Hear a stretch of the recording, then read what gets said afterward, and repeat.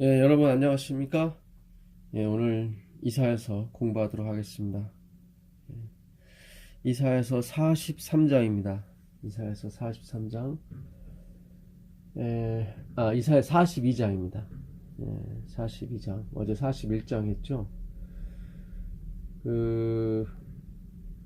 42장의 그 주제 성경절은 8절입니다. 8절. 나는 여호와이니 이는 내 이름이라. 나는 내 영광을 다른 자에게 내 찬송을 우상에게 주지 아니하리라. 이 여호와가 누구십니까?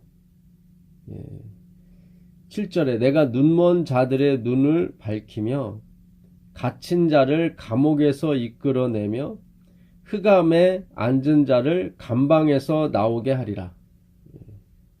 누가요? 하나님께서요. 하나님께서 눈먼 자들의 눈을 밝히시고 갇힌 자를 감옥에서 이끌어내십니다. 흑암에 앉은 자를 감방에서 나오게 하시고요. 나는 여호와라. 이는 내 이름이라. 나는 내 영광을. 그러니까 내 영광이라고 하는 것은 당신이 그 일을 했기 때문에 당신에게 영광이 가는 거예요. 그러니까 황영조 선수가 42.195 그 독일에서 마라톤 우승을 했지 않습니까? 영광이 그한테 가는 거예요. 왜냐면 그가 직접 뛰었기 때문에. 하나님이 내 영광이라고 한 것은 하나님이 이 일을 하셨기 때문에 그래요. 눈먼 자를 뜨게 하시고. 의사가 아니에요. 감방에서 나오게 한 사람이 대통령이 아니라고요. 흑암에서 나오게 한 사람들이 구조대원이 아니라고요. 만약에 그들이 고치고 풀어주고 나오게 했다면 그들이 영광에 가야죠. 그들에게 영광을 돌려야 되는데 하나님은 그건 내 영광이라고 말씀하시는 거예요. 그저께 41장에서도 하나님께서 똑같은 말씀 하셨죠. 4절에 이 일을 누가 행하였느냐? 누가 이루었느냐? 누가 처음부터 만대를 불러내었느냐? 누가 대수가 있잖아요. 천대, 만대. 만대라고 하는 것은 영혼을 말합니다. 그러니까 지금 창조부터 지금까지 200대 정도 돼요. 200대. 한 대를 30년으로 따졌을 때 6,000년이니까 200대가 됩니다. 근데 여기는 만대라고 그래요. 앞으로도 계속 누가 불러 일으키겠느냐? 인물을 나오게 하고 영웅을 누가 만들겠느냐? 하나님께서 만드신다는 거죠. 나 여호와라. 처음에도 나요. 나중 있을 자에게도 내가 곧 그니라. 그 20절에도 보게 되면 우리가 보고 여호와의 손이 지으신 바요 이스라엘의 거룩한 이가 이것을 창조하신 바인 줄 알며 함께 헤아리며 깨달으리라. 누가요? 하나님 백성들이 이게 사람이 한 게 아니었구나. 하나님이 하신 거구나. 인간과 그 문화, 역사 이런 것을 만들기 위해서 하나님이 소품으로 등장해서는 안 되는 것입니다. 인간과 역사는 하나님을 표현하기 위한 소품이고 도구에 불과한 거죠. 하나님이 그 역사를 만들기 위한 보조 재료가 돼서는 안 되는 것입니다. 그걸 인본주의, 휴머니즘이라고 그래요. 우리는 휴머니즘을 되게 좋게 보면서 배워왔어요. 학교에서. 그렇지 않아요. 우리는 약육강식을 좋은 것으로 생각하고 서로 경쟁의 원리로 갔습니다. 그렇지 않습니다. 이 약육강식이 아니에요. 사람이 태어나는 것도요. 그 정자가 이게 3억 마리 정도 돼야 된대요. 왜냐하면 그 난자한테 가는 길까지 그 길이 있는데 그 길을 제일 힘센 정자가 개척을 하다가 죽는데요. 그 다음에 또 길을 개척하고 죽고 점점 강한 자가 계속 앞으로 가서 길을 개척하고 나중에 제일 끄트머리 있는 정자가 가서 이렇게 수정을 하는 거랍니다. 그래서 우리가 태어난 것은 앞에 가신 형님들이 길을 개척했기 때문에 우리가 이렇게 사람으로 태어난 것입니다. 그 앞에 가신 형님이 누구예요? 바로 그리스도를 상징하는 거죠. 예수님이 길을 놓으시고 예수님이 길을 닦으셨기 때문에 그 일이 가능한 것입니다. 이걸 하나님의 사랑의 주권이라고 해요. 누가 희생을 하겠으며 누가 그 길을 개척하겠습니까? 우리 인간으로는 불가능해요.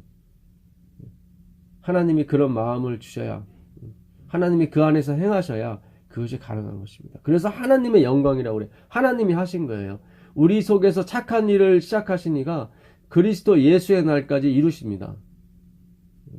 너희 안에서 행하시는 하나님이시니 자기의 기쁘신 뜻을 위하여 우리로 소원을 두고 행하게 하십니다.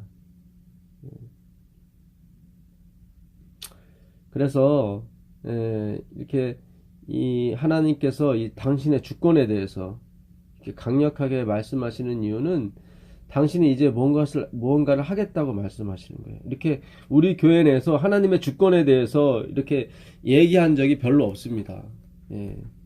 다들 내가 무언가를 행할 것이다, 이것에만 관심이 있었지, 하나님이 무슨 일을 행할 것인가에 대해서는 우리가 차후의 문제로 여겼던 거예요. 그러니까 내가 무언가를 해야, 그러니까 내가 근거가 돼야, 내가 원인이 돼야 하나님이 하신다고 생각했던 거죠. 그건 하나님이 다 보조 재료인 거예요. 아니에요. 하나님은 주 역사를 움직이시는 분입니다. 그분 자체가 역사예요. 그분 자체가 기적이고요. 그래서 하나님께서 오늘날 우리에게 이런 말씀들을 자꾸 여시는 이유는 앞으로 당신께서 무언가를 하시겠다는 거예요. 그 아모스 3장 7절에 주 여호와께서는 자기의 비밀을 그중 선지자들에게 보이지 아니하시고는 결코 행하심이 없으시리라.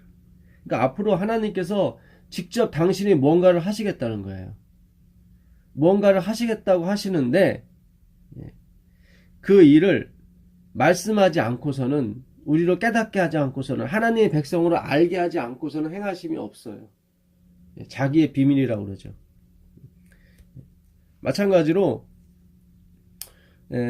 오늘 우리에게 이 하나님의 주권에 대해서 어제도 그랬고 오늘도 그랬고, 하나님의 주권에 대해서 계속 하나님께서 41장과 42장, 물론 26장 18절도 마찬가지죠. 이 일을 처음부터 계획하시고 진행하신 자, 그분이 누구냐? 그 에레미야서 가보시면 에레미야 그 33장입니다. 에레미야 33장 2절을 가보시면 이것도 같은 말씀이에요. 일을 행하시는 여호와, 그것을 만들며 성취하시는 여호와, 그의 이름을 여호와라는 이가 이같이 이르시니라. 그러니까 일을 계획하시고 일을 행하시는 여호와예요. 그것을 만들며 성취하시는 여호와예요. 그 여호와가 뭐라고 말씀하셔요? 너는 내게 부르짖으라. 내가 내게 응답하겠고 내가 알지 못하는 크고 은밀한 일을 내게 보이리라. 이렇게 말씀하셔요. 그래서 하나님께서 오늘 일을 계획하시는 여호와, 성취하시는 여호와, 역사를 만들고 이끌어 가시는 그 여호와를 이렇게 계속 말씀하시는 이유는 앞으로 당신이 일을 행하시겠다는 그런 뜻입니다. 그분이 우리를 어떻게 해요? 흑암에서 건지셔요. 우리가 갈 바를 알지 못하고 어떻게 해야 될지 못할 때가 많습니다. 여기도 보게 되면 이사야 42장 9절에 보게 되면 보라, 전에 예언한 일이 이미 이루어졌느니라. 이제 내가 새 일을 알리노라. 그 일이 시작되기 전에라도 너희에게 이르노라. 그래서 하나님은 그 일이 시작되기 전에 반드시 그 종들을 통해서 당신의 일을 예고하십니다. 예고하시고 진행하시죠. 그 42장 또 가보시면 42장 24절 가보세요. 야곱이 탈취를 당하게 하신 자가 누구냐? 나다. 야곱이 아수르와 바벨론으로부터 탈취를 당했단 말이죠. 이거를 허락하신 자가 누구냐? 하나님이세요. 이스라엘을 약탈자들에게 넘기신 자가 누구냐? 여호와가 아니시냐? 우리가 그에게 범죄하였도다. 그들이 그의 길로 다니기를 원하지 아니하며 그의 교훈을 순종하지 아니하였도다. 하나님의 율례와 율법을 버렸죠. 그들이. 왜요? 하나님의 율법과 율례가 그들을 정죄했거든. 정죄당하기 싫은 거예요. 자기는 역사를 자신이 만들고 싶지 하나님이 만드는 걸 원치 않았습니다. 그래서 버렸어요. 그의 길을 가기를 싫어했죠. 그의 길은 누굽니까? 바로 그리스도죠. 예수 그리스도. 그 앞에 항복하는 사람들을 바로 말하는 것입니다. 나는 길이요 진리요 생명이 나를 맘잡지 않고는 아버지께로 올 자가 아무도 없습니다. 예수를 믿는다는 것은 자신을 부인하는 것입니다. 예수를 믿는다는 것은 자기에 대한 신뢰를 내려놓는 것입니다. 자기를 신뢰하지 않는 거예요. 제가 어제 설교 때도 말씀드렸지만 그 알코올 중독 병원에서 자신 있게 태어나는 사람, 나는 결코 앞으로 술 안 먹을 것이다 라고 한 사람들은 다 먹어요. 제일 빨리 들어온대요. 근데 태어나면서 아이고 나는 자신이 없다고, 나가서 또 술을 먹을 것 같다고, 이렇게 자신을 신뢰하지 않는 사람들은 훨씬 늦게 들어온대요. 훨씬. 다시 먹긴 해도 훨씬 앞 사람보다는 아주 텀을 오래 두고 들어온다고 합니다. 또 그 중에는 완전히 끊는 사람도 있고요.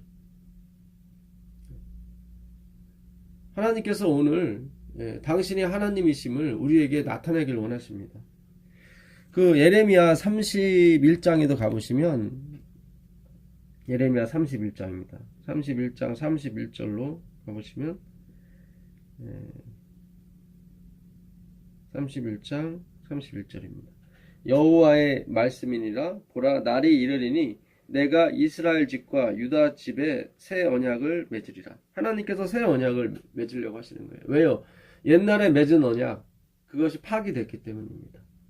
인간이 이루질 못했어요. 인간이 문화와 역사를 이루어야 되는데 다 거짓된 문화와 역사만을 이루어서 하나님께 영광이 되지 못했죠. 이 언약은 내가 그들의 조상들의 손을 잡고 애굽 땅에서 인도하여 내던 날에 맺은 것과 같지 아니할 것은, 이것은 출애굽 당시에 맺은 언약과 같지 않아요. 너희가 내 말을 잘 듣고 내 말을 지키면 내 제사장 나라가 되고 나는 너희 하나님이 되고 너희는 내 백성이 될 것이라는 그 약속, 그들이 지켜야 될 약속을 어김으로 말미암아 그 약속이 파괴됐단 말이죠. 내가 그들의 남편이 되었어도 그들이 내 언약을 깨뜨렸습니다. 여호와의 말씀입니다. 하나님이 남편이 돼서 그들의 손을 붙잡고 나갔단 말이죠. 근데 그들이 도망쳤어요. 그래서 하나님이 가셔서 그들의 뒷덜미를 잡고 그들의 입에 하나님의 약속의 언약에 약을 집어넣은 거예요. 엑스레이를 찍어봤더니 환자예요. 근데 도망갔단 말이죠. 하나님께서 그 도망간 환자를 붙잡으셔서 그 입에다가 그 낫게 하는 약을 먹이셨습니다. 그것이 새 언약이에요. 그것이. 그러나 그날 후에 내가 이스라엘 집과 맺을 언약은 이러하니, 새 언약이에요. 곧 내가 나의 법을 그들의 속에 두며, 그렇죠. 주체가 나로 바뀐 거예요. 하나님으로. 이제 내가 내 법을 그들의 속에, 그들의 마음 속에, 그들의 입 속에 집어넣을 것이다. 이게 언약이, 그죠? 말씀의 언약. 그들의 마음에 기록하여 나는 그들의 하나님이 되고 그들은 내 백성이 될 것이라. 여호와의 말씀입니다. 그들이 그들 스스로가 마음판에 하나님의 말씀을 새겨야 되는데 실패했단 말이죠. 그래서 하나님께서 결국 그들은 행위에만 다 집착했어요. 손목에 말씀의 기호를 메고 이마에 표를 해서 하나님의 말씀을 둥둥 감고 다녔지만 그것이 마음판에 기록하는 데는 실패했던 것입니다. 형식에만 급급했고 형식의 앞장성으로 말미암아 자신이 그와 똑같은 성질의 사람이 됐다고 착각한 거죠. 그걸 쇠뇌라 그래요. 쇠뇌당한 거. 몽상 속에 빠진 거죠. 생각만 그런 거지 행동은 그렇게 되지 못했습니다. 그게 오늘 우리의 신앙이거든요. 우리가 이 하나님의 진리의 말씀을 계속 듣고 연구하다 보게 되면 내가 누군지를 알게 됩니다. 예. 그래서 하나님 앞에 항복하게 되고 하나님 앞에 무릎 꿇게 됩니다. 예. 그걸 그리스도인이라고 그래요. 예. 그런 사람들을 구원받은 자라고 얘기합니다. 그런 사람들 하나님의 자녀라고 합니다. 자신에 대한 신뢰를 내려놓죠. 그리고 오직 하나님만을 신뢰하게 되어 있습니다. 이 새 언약은 바로 하나님에 대한 절대적인 신뢰인 것입니다. 나에 대한 부인이죠. 내가 어떤 행위를, 아무리 착한 행위를 하고, 아무리 안식일을 지키고, 아무리 헌금을 해도 나를 믿지 않아요. 여러분, 제가 전하는 말씀은 무언가를 하지 말라는 게 아니에요. 또 무언가를 하라는 것이 아닙니다. 하나님이 하신다는 거예요. 그분을 신뢰하라는 거예요. 그분을 믿으라는 거예요. 예. 내 행위를 신뢰하지 말고 행위하시라는 거예요. 우리 마음의 소원이 뭐예요? 하나님 뜻대로 사는 거기 때문에 우린 하고 싶어요. 그래서 마음으로 표현하는 거죠. 아니 이렇게 어떤 것을 표현하는 거예요. 우리가 결혼식을 하지 않습니까? 예. 결혼식을 잘한다고 행복하게 사는 건 아니잖아요. 그러나 결혼식을 해야 되잖아요. 예. 무슨 뜻인지 아시죠? 결혼식을 잘한다고, 결혼식을 많이 한다고 행복한 게 아니잖아요. 그러나 결혼식을 해야 된단 말이죠. 우리가 진정한 의미를 쫓아가는 것이지 그 형식에 충실하는 게 아니에요. 예, 그렇잖아요. 결혼식에 너무 호화판으로 하고 너무 거기에 의미를 두다 보면은 결혼식 자체에 더 못 살게 돼요. 그렇다고 해서 결혼식을 허술하게 하고 그러진 않잖아요. 어느 정도 것 하는 거죠. 우리가 하는 행위도 마찬가지예요. 어느 정도 것 하셔야 돼요. 어느 정도 것. 그래야 그 형식에 의미를 두지 않아요. 제가 최선을 다하지 말라는 그런 뜻이 아닙니다. 너무 오버하지 마시라는 거예요. 예, 무엇을 하든지. 하나님이 그러시잖아요. 사람이 안식일을 위해 존재하는 것이 아니라 안식이 사람을 위해 있는 것이다. 근데 우리는 사람이 안식일을 위해 존재하는 사람처럼 살았단 말이죠. 기쁨이 없죠. 다 눌려있죠. 그런 것이 아니에요. 제가 안식일을 지키지 말라 그런 뜻이 아니에요. 이 세상에 안식일을 지킬 수 있는 사람은 없어요. 없어요. 누가 정말 안식일을 안식일답게 지킬 수 있는 사람이 누가 있겠습니까? 저 자신도 마찬가지예요. 주님이 내 안에 장막을 치셔야, 주님이 완전히 내 안에 거하셔야, 성령이 충만하셔야 그것이 가능하게 되는 것입니다. 왜요? 내가 하는 것이 아니라 그분이 하시는 거기 때문에 그렇습니다. 예, 이사야 42장 1절 보시면 내가 붙드는 나의 종, 내 마음에 기뻐하는 자, 곧 내가 택한 사람을 보라. 예, 바로 이 당시는 이제 고레스를 상징하는 것 같습니다. 이제 앞으로 고레스가 나오는데요. 이 고레스는 바로 예수 그리스도, 이스라엘 백성을 고향으로 돌아가게 하는, 천국으로 이르게 하시는 그 명령을 내리시는 그 바로 그리스도이신 예수님을 상징하는 거죠. 내가 나의 영을 그에게 주었은즉 그가 이방의 정의를 베풀리라. 여기서 말한 이 미시파트 정의는 이 하나님의 말씀을 말합니다. 하나님의 말씀. 예. 그는 외치지 아니하며 목소리를 높이지 아니하며 그 소리를 거리에 들리게 하지 아니하며. 누가 제가 맞아 큰 소리로 설교하니까 어느 목사님이 이 구절을 인용하시면서 조용히 좀 설교하라고 그러시는 것 같았어요. 근데 여기서 말해서 이 예수님이 소리를 높이지 아니하며, 예수님 요한복음에 보게 되면 크리조라는 단어를 많이 썼어요. 예수님이 아주 크게 부르짖고 외치셨어요. 여기서 말하는 그분이 소리를 높이지 않는다는 얘기는 남의 허물과 잘못에 대해서 이렇게, 그러니까 왜 회개하고 아버지께 돌아오는 그 아들의 잘못을 아버지가 감추기 위해서 이렇게 조용히 나가서 옷도 입혀주고 그러잖아요. 가락지도 끼워주고. 그걸 말하는 거예요. 오히려 이 서기관과 바리새인들, 하나님의 이 진리의 말씀을 듣기 싫어하는 그 바리새인들에게는 아주 큰 소리로 말씀하세요. 화 있을진저, 이 독사의 새끼들아, 하시면서 하나님께서 아주 강력하게 말씀하셨어요. 그러나 정말로 자기의 죄 때문에 어쩔 줄 몰라하고 부끄러워하는 그 사람들에게는 주님께서 목소리를 높이지 않으셨어요. 예, 거리에 들리며 말하지 않으셨어요. 자기를 드러내거나 자랑하거나 그러지 않았다는 얘기죠. 이걸 그렇게 하셔야 되는 거예요. 예, 근데 그 목사님은 착각하신 겁니다. 상한 갈대를 꺾지 아니하며 꺼져가는 등불을 끄지 아니하고 진실로 정의를 이행할 것이며. 이거 보세요.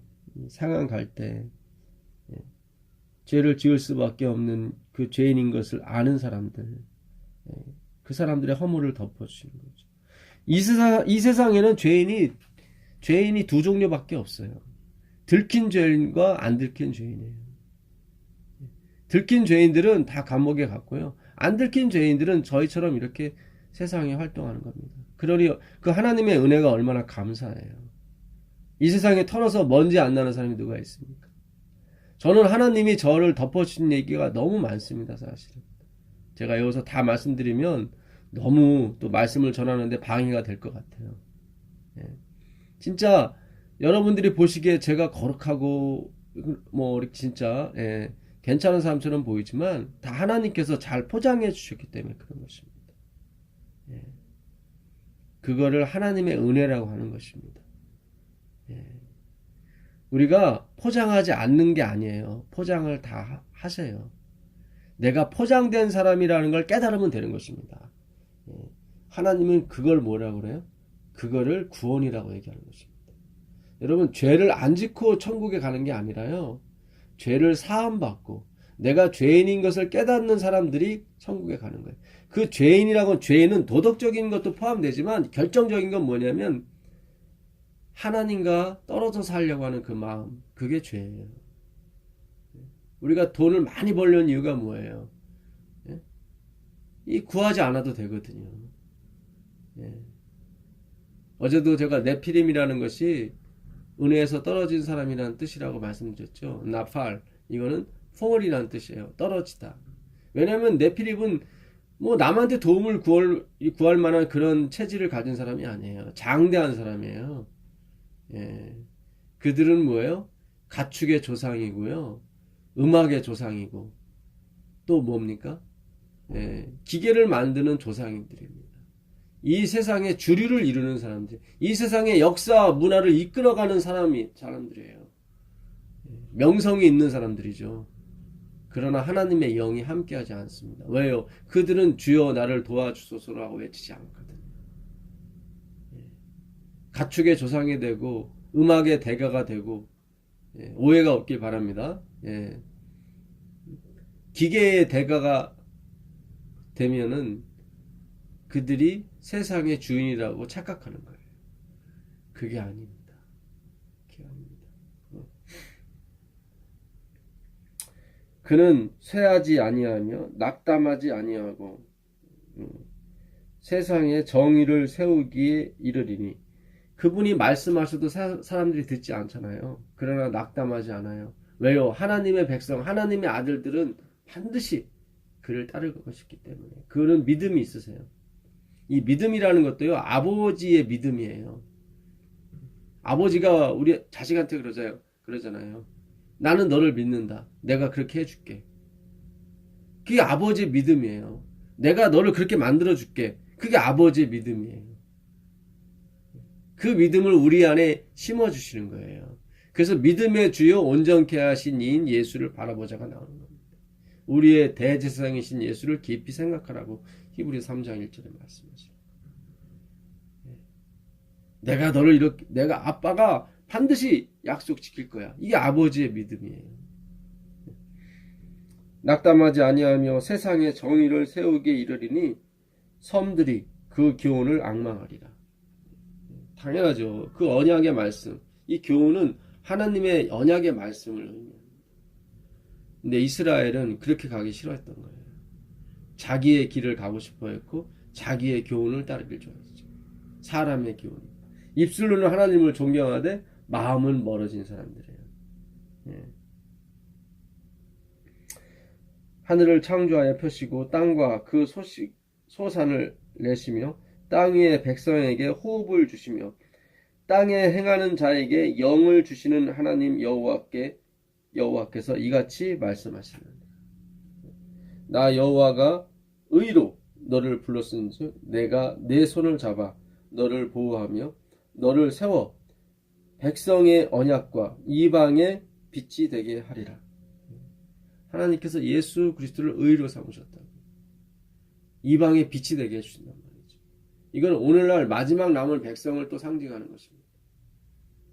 여자의 남은 자손의 후손이에요. 여자의 후손의 남은 자손이에요. 렘넌트, 그루터기죠. 다 버려도 이들은 버리지 않아요. 왜? 그 안에 예수 그리스도께서 계시기 때문에 그렇습니다. 내가 눈먼 자들의 눈을 밝히며 갇힌 자를 감옥에서 이끌어내며 흑암에 앉은 자를 감방에서 나오게 하리라. 이 눈먼 자에 대해서는 16절에도 똑같이 나옵니다. 16절에 보시면 내가 맹인들을 그들이 알지 못하는 길로 이끌며 그들이 알지 못하는 지름길로 인도하며 암흑이 그 앞에서 광명이 되게 하며 구분 때를 곧게 할 것이라. 내가 이 일을 행하여 그들을 버리지 아니하리라. 하나님의 긍휼하심이십니다. 자비죠. 인자가 많으신 하나님이십니다. 그 맹인들을 이끌어서 어떻게 해요? 광명의 빛으로 인도하시는 거예요. 그러니까 자기를 맹인이라고 하는 사람들을 이끌어 가시는 거예요. 하나님께서. 나는 본다고 하는 사람들은 여기에 속하지 않아요. 요한복음 9장에 나는 맹인을 보게 하러 왔고 스스로 본다는 자를 맹인되게 하러 왔다. 그게 예수님께서 이 땅에 오셔서 하는 심판입니다. 그러니 맹인들에게는 너무 좋은 심판이죠. 하나님께서 이 마지막 시대에 심판을 하시는 거예요. 무슨 심판이요? 자기가 속절없는 인간이라는 것을, 자기를 신뢰하지 않는 사람들에게는 하나님이 신뢰를 주시고요. 자기를 신뢰하는 사람들에게는 하나님 불신을 주십니다. 이게 하나님의 심판이에요. 그러니 이 가난한 백성, 심령이 가난한 백성들에게는 재림의 소식은 기쁜 소식이죠. 왜? 그 하나님이 선물을 가져오시니까. 그러나 자기에게 신뢰를 두고 자기는 괜찮은 사람이라고, 괜찮은 성직자라고 생각하는 사람들에게는 하나님께서 뭐예요? 보응을 주시는 거죠. 왜? 남의 영광을 도둑질하느냐. 주여 주여, 내가 주의 이름으로 선지자 노릇하고 주의 이름으로 귀신을 쫓아내고 내가 주의 이름으로 이적을 행하지 않았습니까? 다 뭐예요? 주어가? 나예요. 우리예요. 주의 이름이 들어갔지만 주어는 우리예요. 하나님을 보조 재료로 삼고 자기가 역사의 주인공으로 등장하는 거죠. 예수님께서 뭐라고 말씀하셔요? 마태복음 7장 22절인가요? 내가 너희를 도무지 알지 못하느니 불법을 행하는 자들아 내게서 떠나가라 말씀하시잖아요. 그게 하나님의 심판이에요. 반석 위에 집을 짓는 자, 모래 위에 집을 짓는 자, 둘 다 집을 지어요. 둘 다 공력이 있어서 인생에 어떤 업적이 있습니다. 근데 한 사람은 반석, 그리스도 위에 짓는 사람이고요. 한 사람은 모래, 인간들, 인본주의의 집을 짓는 사람들이에요. 용이 바다 모래 위에 쓰잖아요. 인간의 추앙과 여론을 등에 업은 그 용이란 말이죠. 하나님의 여론의 등을 업은 것이 아니라 14만 사치는 어디 있었어요? 시온산 위, 반석 위에 쓰잖아요. 시온산이 다 암석으로 되어 있거든요. 그 그리스도에 위에 집을 짓는 사람은 무너지지 않습니다. 왜요? 그리스도께서 지으신 집이기 때문에. 그 기초가 그리스도이기 때문에 그래요. 모래 위에 진 사람은 저요. 그 사람들도 선한 일을 하고요. 좋은 일을 하고요. 다 합니다. 그러나 뭐예요? 인간의 영광 위에 졌기 때문에 그 인간은 제한성을 갖고 있거든요. 길어야 70년, 80년이거든요. 곧 무너진다는 얘기죠. 안목의 성욕과 육신의 성욕과 이생의 자랑뿐입니다. 그것은 무너지게 되어 있습니다. 그것은 신앙이 아니에요. 그런데 오늘날 많은 특별히 은퇴하신 목사님들이나 현직에 오래 계신 목회자분들이 그 자신의 살아온 길을 자신의 영광으로 착각하고 살고 있습니다. 모든 분이 그렇지는 않아요. 그러나 대다수가 달콤한 유혹에 자꾸 빠져가요. 왜 그러냐면요. 율법만 공부했기 때문에 그래요. 뭐뭐 해라, 뭐뭐 해라. 이렇게 배워왔고 가르쳤기 때문에 그것이 자신도 모르게 쇠뇌가 됐어요. 마치 예수님 초창기 당시에, 예수님이 초림 당시에 제사장들처럼 똑같이 가게 됐어요. 화이트부인은 재림을 연구하고 싶으면 초림을 연구하라고 그랬어요. 그 초림 때 제사장과 서기관 바리새인들이 예수님을 어떻게 대했는지 보면 다 답이 나옵니다. 그들은 외모로 사람을 취했어요. 외모. 많이 배웠느냐, 무슨 학교를 나왔느냐, 목회를 나왔느냐, 안수를 받았느냐, 그런 형식의 의미를 두고 매달리기 시작했죠.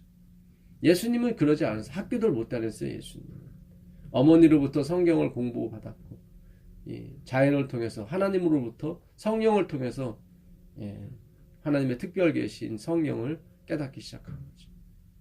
키가 자라면서 지혜도 자라게 됐고요. 많은 사람으로부터 사랑을 받으신 분이 바로 예수 그리스도십니다.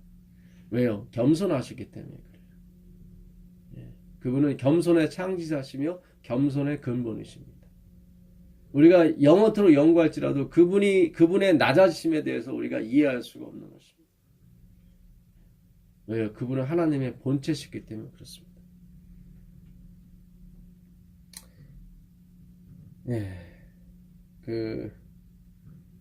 다시 42장 가보시면 13절 보겠습니다. 여호와께서 용사같이 나가시며 전사같이 분발하여 외쳐 크게 부르시면, 여기 나오잖아요. 여호와께서 크게 외쳐 부르신다. 설교 큰 소리로 하지 말라고. 그게 왜냐면 당신 마음에 자꾸 찔림이 돼서 그런 거예요. 제가 뭐 특출난 사람이 아니지 않습니까? 외모로 봐서는 저는 아무것도 아닌 사람이거든. 뭐 안수를 받은 사람도 아니고 정식 채용된 사람도 아니고 웃긴 거죠. 한마디로 그분들이 들으셨을 때 자꾸 외모를 보기 때문에 그래요.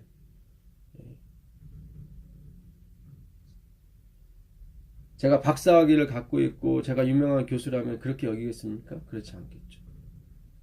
외모를 보기 때문에 그렇습니다. 외쳐 크게 부르시며 그 대적을 크게 치시리로다. 내가 오랫동안 조용하며 잠잠하고 참았으나 내가 해산하는 여인같이 부르짖으리라. 여러분, 해산하는 여인이 부르짖는 목소리 들어보셨습니까? 저는 TV에서나 봤지 실제로 들어보지 못했습니다. 보통 그 남편분들이 그 옆에 못 있는다고 하더라고요. 완전히 뭐 너무 고통스러워서 그 남편의 머리끄댕이를 잡는 경우도 있다고 얘기합니다. 사람이 초산 때보다 둘째 아이 낳을 때 소리가 더 크대요. 왜냐면 공포 때문에. 처음에는 그냥 공포감이 없어서 그냥 낳는데 두 번째 때는 초산의 그 공포감 때문에 더 소리를 지른다고 합니다. 예수님께서 이렇게 해산하는 여인같이 크게 부르짖는 이유가 뭐겠습니까? 돌아오라는 거죠. 믿지 않는 사람한테 얘기하는 것이 아니에요. 이 성경은 다 편지예요. 누구한테 보내는 편지입니까? 믿는 사람들이 교회에게 보내는 편지인 것입니다. 하나님 백성들에게 보내는 편지예요. 자꾸 우리가 믿지 않는 사람을 여기에 대입시키시면 안 돼요. 하나님께서 왜 그렇게 부르짖겠습니까? 해산한 여인같이. 안타까우니까 그렇게 말씀하시는 거예요. 근데 그 안타깝게 부르짖는 말씀을 듣기 싫다고 조용히 하라고 하는 것은 하나님 말씀을 잘못 깨달은 것입니다. 잘못 깨달은 것. 숨이 차서 심히 헐떡일 것이다. 그러니까 하나님이 얼마나 부르짖는지 숨이 차서 심히 헐떡거릴 정도로 부르짖으시는 거예요. 너희가 귓속말로 들은 말씀을, 너희가 어두운 데서 들은 말씀을 지붕 위에서 광명한 데서 외칠 때가 올 것이다. 예수님께서 그러셨거든요. 분명히 이 기별, 이 셋째 천사의 기별, 바벨론에서 나오라, 이건 어떤 특정 종교 집단을 얘기하는 것도 되겠지만 그렇지 않습니다. 섞인 가르침, 이 라오디게아 전체를 말하는 거예요. 라오디게아 교회. 하나님께서 이 라오디게아 교회를 토하여 내친다고 말씀하셨거든요. 왜요? 자기의 가련한 것과 공고한 것, 벌거벗은 것, 눈먼 것을 알지 못한단 말이죠. 그렇게 외쳐댔는데도, 숨이 차서 헐떡댈 정도로 외쳤는데도 돌아오질 않아요. 그 잘못된 사상에서, 잘못된 생각에서 나오라는 거예요. 나 자신을 신뢰하는 데서 나오라는 거예요. 입으로는 하나님의 백성이라, 입으로는 하나님을 공경하고 찬양하지만 마음은 먼 사람들이죠. 내가 산들과 언덕들을 황폐하게 하며 그 모든 초목들을 마르게 하며 강들이 섬이 되게 하며 못들을 마르게 할 것이라. 이 강들이 섬이 되게 할 것이라는 것은 강들이 사막과 같이 될 것이다. 그러니까 강들을 완전히 마르게 할 것이다. 이제 앞으로 큰 가뭄이 올 것입니다. 말씀의 가뭄도 오겠지만 육적인 가뭄도 옵니다. 점점 그런 예고가 오잖아요. 작년에도 우리나라에 그 6월 말까지 비가 안 왔어요. 다행히 7월에 비가 와서 큰 재앙은 넘겼지만 이제 갈수록 이 땅의 기근과 가뭄이 극심하게 될 것입니다. 그러나 하나님께서 염려하지 말라고 그러세요. 사람이 떡으로만 사는 것이 아니요, 하나님의 입에서 나오는 모든 말씀으로 살리라 그랬거든요.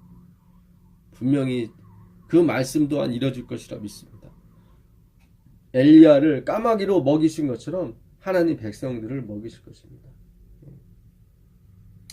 내가 맹인들을 그들이 알지 못하는 길로 이끌며 그들이 알지 못하는 지름길로 인도하며 암흑이 그 앞에서 광명이 되게 하며 굵은 굽은 데를 곧게 할 것이라. 내가 이 일을 행하여 그들을 버리지 아니하리라. 그 전도서 1장에 보게 되면 엎어진 물을 누가 다시 담을 것이며 굽은 것을 누가 다시 펼 수 있겠는가, 그런 말씀이 있거든요. 근데 하나님은 하실 수 있으세요. 여기 보니까 굽은 데를 다시 펴게 해줄 것이다, 그 말씀입니다.